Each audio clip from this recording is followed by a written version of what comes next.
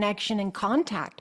A lot of times we think of contact as a spaceship lands in our backyard, but Right. there's another understanding of contact that has to do with the understanding of consciousness itself Yes. and these interdimensional and dimensional spaces of alignment. Definitely. Here, I'm going to show the actual panel that we're going to be sharing here at the expo. You see this on your screen there, right? This is the Yes. this is the interdimensional beings, starseeds, angels, ETs. That kind of says it all. Coming to the Yes. Conscious Life Expo, and here you are, along with some of these other people that I know. Laura, I know Greta Chamberlain's fantastic. Do you know who she is?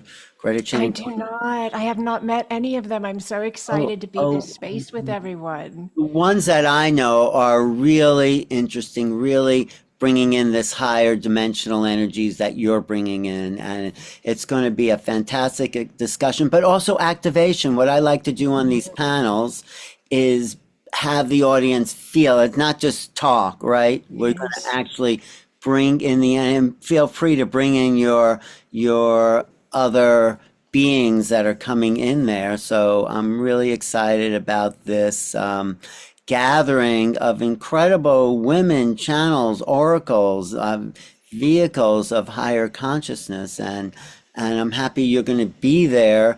And your work, you work with people a lot. You give classes online. How do you usually work in the world?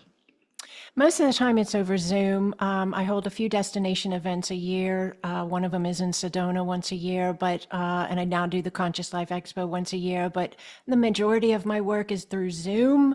I have a course starting actually tomorrow, January 11th, but then it'll run through May and the core classes begin in March. So we do like a pre-course space for about 2 months and then we jump in March. So that's fun too. I teach people how to connect into that which I'm speaking of and working with, and the teams of light that we're working with. Um, yeah, activating that remembrance and that reconnection.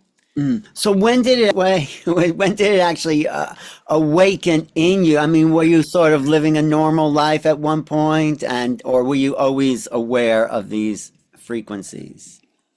Well, I did live what you would call a normal life, but I was aware of them. And I had abnormal things happening in my everyday life that were hard for my family to explain. Like I would see beings and I would tell my parents, do you see them? I see these beings. And they would say, kind of look at me like, oh, like they were hoping I would grow out of it or something, but they loved me, but they just didn't see what I saw. I've always had a really big connection with Yeshua, and I used to share understandings with my parents in connection with him as well. And then healing, working with people as a kid, even, and just wanting to bring people healing and release pain and fear in their beings.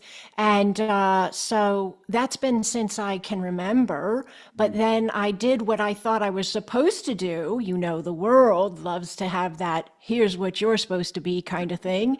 And I did that until my body said, you better stop and you better get in alignment with your heart or you're not going to I make it mean, very you far. got a job, you got married, you had I children, all did. that stuff, right? Yes, and then I had panic attacks and anxiety and all kinds of other things happening to wake me up and say, you're in the wrong alignment. You better get into the space you need to be. And so I learned how to heal me and I learned how the body works with energy and what consciousness really is. And I had to heal a lot of fear and let go of a lot of old programs. And everything kept opening up as I kept allowing. And now that's what I teach people to do basically is find the old programs and uninstall them and then install the higher spaces of your divinity, your